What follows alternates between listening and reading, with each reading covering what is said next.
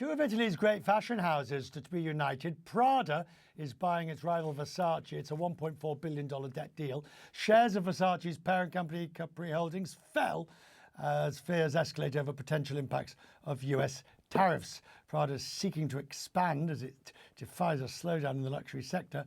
A very different story for Versace, which has operated at a loss in recent quarters. Bryce Quillin is the co-founder of the strategy firm. It's a working title. With me from Washington. Why are they doing this deal? What difference? Who gets what? So I think that for Prada, this is an opportunity to sort of create a made in Italy sort of mega label. To kind of allow them to better compete with what are significantly larger competitors from France, to wit LVMH and Richemont. Even with the merger, it still leaves them substantially smaller than their French giants. But this is an opportunity to kind of bring home a historic Italian label in Versace with a very specific aesthetic and create that kind of Italian tour de force to bring to the luxury space. And then for Capri, I think, it's fairly straightforward.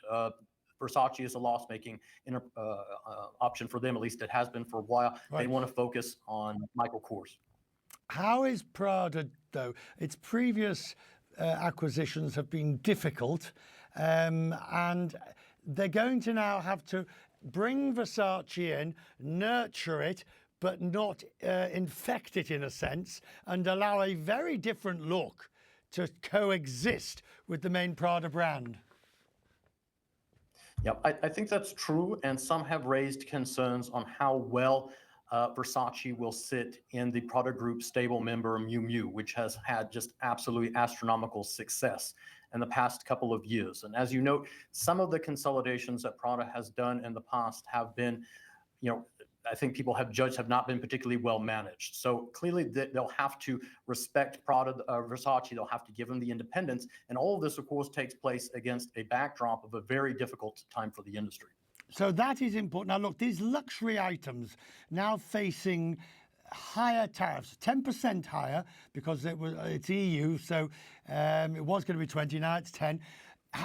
What's the luxury market saying? Never mind Prada, Versace, just generally LVMH. What are they saying about the difficulties that they're now all going to face trading into the United States?